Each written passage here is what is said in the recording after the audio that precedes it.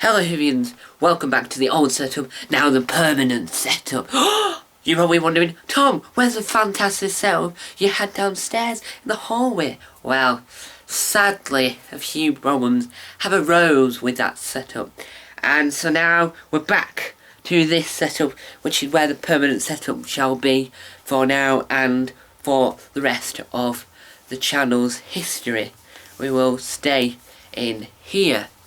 Now, today we are reviewing Eve of the Daleks, before we get into what happened at the very end of the episode. Now, the Eve of the Daleks, I will have to move you back because I'm not in perfect shot as I was in the old new setup. Let's call that the new setup, we'll call this the old setup, so I don't get myself confused with the setups. So we'll be in here now forever for the rest of the videos, so stay tuned for exciting content. Anyway, back to the review. Now, Eve of the Daleks was a fantastic episode. I know I have this in my hand.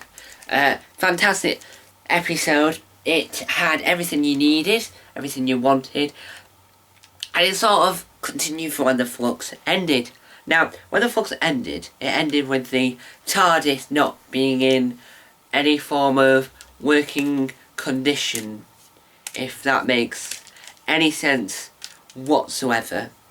It's now working again after the end of the episode, and we've learned that the Daleks now been upgraded to 3 shooters instead of 2 shooters, or 1 shooter, as in on the, not the plunger one, but the other one. Let me explain with a Dalek. So, the Dalek has this bit here, but now it has 3 instead of 1, and that's very exciting. Now, Ashley B was fantastic in this episode. I can't remember, I don't know who played Nick, but I will tell you what happened at the very end with the next time trailer, because I was so shocked I couldn't even breathe. So, what happened? It was a mix between Groundhog Day, well, that's and a romance, and a rom-com type thing. Now we've only got 4 minutes left on this SD card.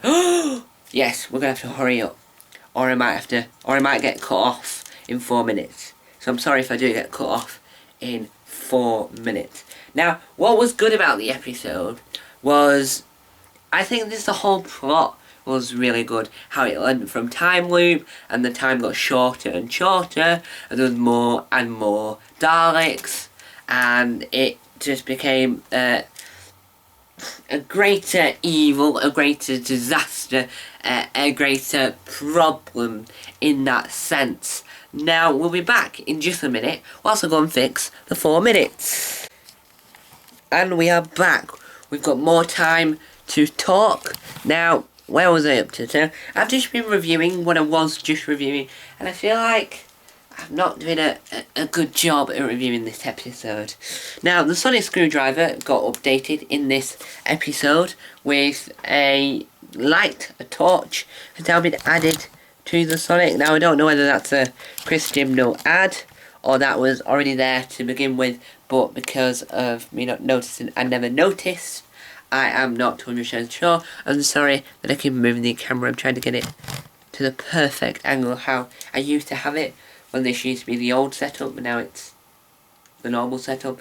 Now, it worked in many ways, this episode.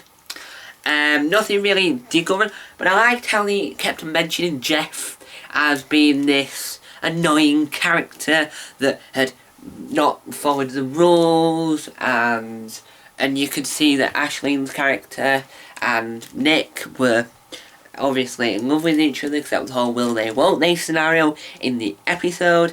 And I quite liked how Dan and Yaz and the Doctor like sort of were more together, because now that the TARDIS has needed to reset itself, it was supposed to be on a beach, and they're supposed to find the answers from the Flux, but the Flux was only a week ago in the universe, which is even more incredible, because I wasn't expecting to find out that the Flux happened a week prior to this episode, and it just reunites it all together. Now, what was unexpected in this episode was number one, to the time becoming shorter. Number two, the fact that the Doctor, well, the fact that Yaz is in love with the Doctor. Now, we've had that before with Donna, Rose, Martha, I think. But we've never had it like when Martha and Donna and Rose, you sort of could tell. But they've never officially said it to the Doctor. This is New Who I'm on about. The classic Who is a different kettle of fish. But with New Who, we've never had that. So it's quite nice to see that that Yaz has made her feeling abundant to the Doctor, and that Dan's figured that out and said, go on, tell her. Because that hasn't happened before in New Who's history. Because we've always had it so that the companions are in love with the Doctor, but they've not ever said, and they've gone off. And you can see them crying and all sorts. And they never confessed their love to the Doctor. And so that's a big improvement in the way this companion has finally said it, rather than the others were just insinuating their feelings. Now, back to the main plot of the episode, well, the Daleks were learning every time the time loop began, so once they all got killed and the time loop began, the Daleks, let's have this Dalek, the Daleks were learning like, oh no, I've tricked you. We are learning. Let me have the eye up. We are learning. Oh no! Exterminate! And then the loop happens again. New plan. We are learning. We are learning. Oh no! And Ashley Bean's character's like, oh no, not now! And every time she gets a phone call, the phone rings, and picks up the nearest phone. The phone rings. Hello, and it's FaceTime, and it's actually Mrs. Doyle, I think she was calling Father Ted. Have a cup of tea now, Father. Have a cup of tea now, Father. Go on, go on, go on, go on, go on. Her, I don't know why I'm rushing my speech. Her, out of Father Ted, ended up being, in the episode, as Ashley B's character's mother. And I quite like that. I'm going to hold the Dalek now, just because we talked about Eve of the Daleks. Now, this is a Dalek from series 5, 6, I think. This is a Russell T Davies Emperor Dalek. Now, the new Daleks are back to their silver incarnation, but with a 3-pronged barrel and a more of a claw instead of a suction cup. More of a claw than a suction cup. And they are more intelligent. Now, I, personally, am very excited that they did that. And it made this episode, I wouldn't say better, but I would say it would improve the Daleks. Now, out of 10, I would give this a 10 out of 10, because there's never anything wrong with it. It looked appealing, it looked amazing. I quite liked how they found new rooms, and there's different rooms and all the items that are illegal within the storage facility. So it was very exciting. But now, we did end up seeing Jeff at the very end of the episode, which just was a piece de la resistance, with having Jeff at the very end filming the fireworks display that they end up using to destroy the Daleks and so they can leave. And it went to a next time trailer once the episode had aired.